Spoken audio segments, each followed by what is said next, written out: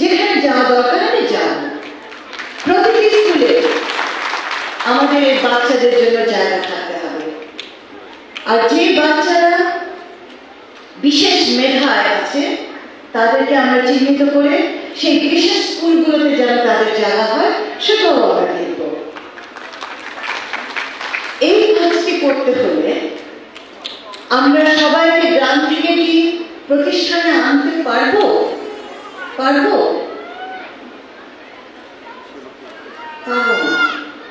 কিন্তু সেবাকে আমরা প্রতিটি গ্রামে নিতে পারবো, নিতে হবে। এবং সমাজ কল্যাণ মন্ত্রণালয় এবং নারী ও শিশু মন্ত্রণালয় হবে স্পষ্টত সেবা দানকারী প্রতিষ্ঠান।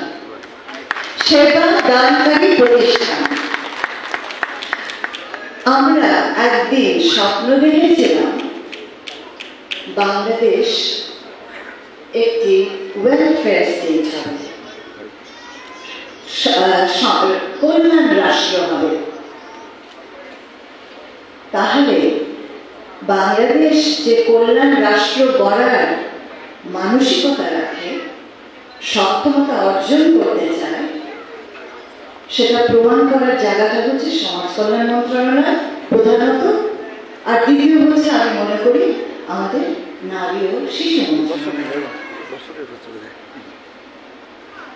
এই কল্যাণ রাষ্ট্র বা কল্যাণ সমাজ বা কল্যাণ মন্ত্রণালয়ের কাজটাকে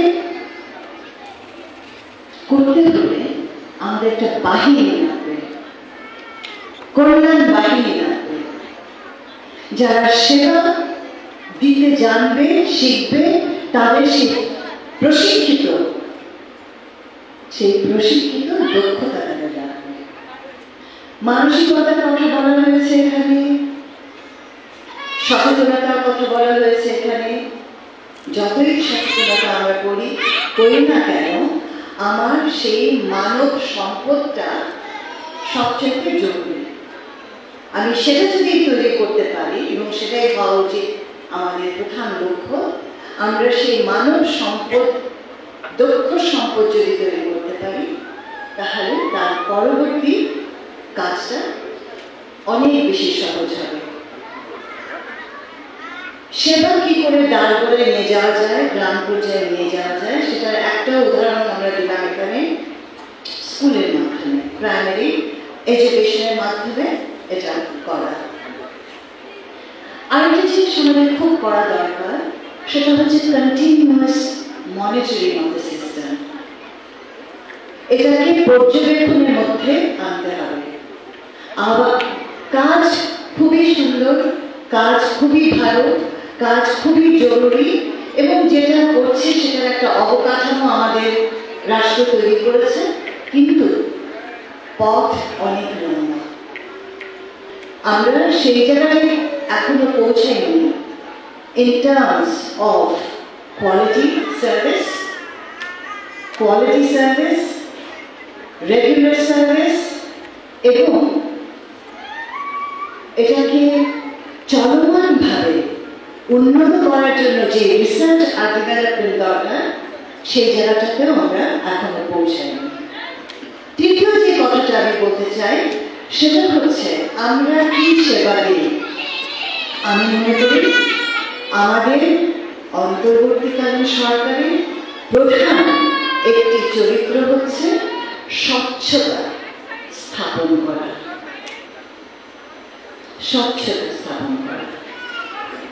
আমি জানি আমার এই দুই মন্ত্রণালয়ে খুব শিগগির তারা কি কি সেবা দেয় এই দেশের 18 কোটি মানুষ জানুক।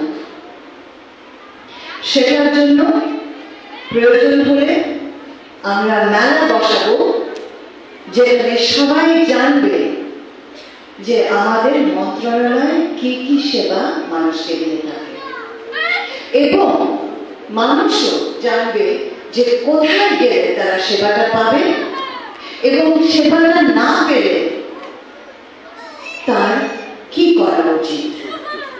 এই স্বচ্ছতাটা নিয়ে আমরা খুব শিগগির আপনাদের কাছে আসবো। এবং আপনাদের কাছ থেকে জানতে চাইব এই সেবাটা কিন্তু আপনাদের জন্য, এই সেবাটা যেন কিন্তু এই দেশের সবচাইতে প্রান্তিক জনগোষ্ঠীর জন্য, সবচাইতে দুর্বল জনগোষ্ঠীর জন্য, যাকে হাত ধরে উঠিয়ে না গেলে পিছনে পড়ে যায় সেই জনগোষ্ঠীর জন্য। আমি নিজেও এখানে আসার আগে জানতাম না আমার সমাজ কল্যাণ মন্ত্রণালয় কি বিশাল সেবার প্রস্তুতি সম্ভাবনা করে রেখেছে। আমি চাই যে এটা প্রত্যেকে জানবে এবং আমাদের জনগণের সাথে, আমাদের যারা এটার উপকারভোগী, যারা এই সেবাটা নেবেন, তাদের সাথে আমার সমাজ কল্যাণ মন্ত্রণালয়ের একটা বিশেষ সম্পর্ক গড়ে উঠল, যেন একটা ডাইনামিক রিলেশনশিপ আপনাদের সাথে আমাদের তৈরি হয় এবং এই আদান প্রদানের মধ্যে দিয়ে এই কঠিন স্পর্শকাতর বিষয়টি নিয়ে আমরা একত্রে এগোতে পারি। আপনাদের মধ্যে মেধা আছে, সেই মেধাটা যেন আমাদের কাছে পৌঁছায় এবং আমাদের যেটুকু আছে সেটা যেন আপনাদের মাঝে পৌঁছায়। একটা কথা না বলে পারছি না, নাকি আমার ছোটবেলার বন্ধু, ও আমার চেয়ে ছোট, বয়সে ছোট, কিন্তু ছোটবেলা থেকে আমরা একে আরেকজনকে চিনি এবং পরিচিত। আজকে নাকি যে কথাটা বলেছে তার একান্ত ব্যক্তিগত জায়গা থেকে তার কষ্টটা মর্মে মর্মে আমরা উপলব্ধি করছি এবং সে যেটা ব্যক্ত করেছে সেটা তার শুধু কষ্ট নয়, প্রতিটি অভিভাবকের কষ্ট।